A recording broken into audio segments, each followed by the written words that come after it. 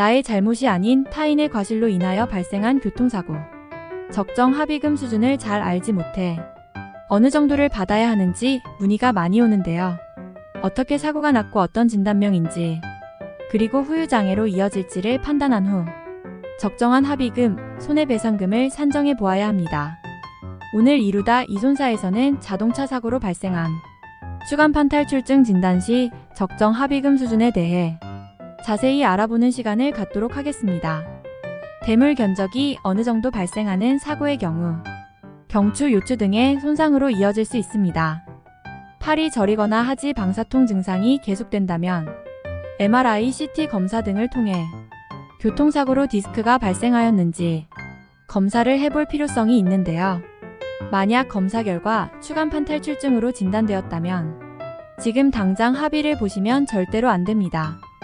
개개인의 상황에 따라 다를 수 있지만 장기간 치료를 통해 상태가 호전되지 않을 경우 후유장애가 발생할 가능성이 있는 진단이기 때문이죠. 사고일로부터 최소 6개월 정도 치료를 받았지만 더 이상의 호전이 없다는 것이 확인될 경우 후유장애 판정을 고려해 보아야 합니다. 후유장애가 잔존하였을 경우 수령할 수 있는 합의금 수준 정도가 달라지기 때문인데요. 치료비, 향후치료비, 기타 손해배상금, 입원 기간 동안의 손실을 보장해주는 휴업손해 뿐만 아니라 장애가 발생하였을 때 손해를 보전해주는 상실수익액을 받으실 수 있습니다.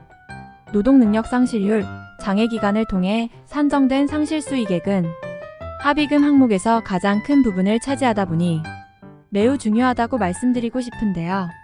추간판 탈출증 진단 자체가 교통사고로 발생되었더라도 자동차 보험사로부터 인정받기가 결코 쉽지 않습니다. 디스크 자체가 퇴행성 병변이다 보니 사고 관여도만큼만 보상을 해주고 있죠. 또한 장애진 단서상 기재된 만큼의 장애기간을 인정받기가 사실상 어려운데요. 기존의 퇴행성 병변이 존재하지 않았음을 의학적으로 입증하는 것이 무엇보다 중요합니다. 또한 장애기간에 대해서도 의사의 소견 등 근거를 마련하여 주장할 필요가 있는데요.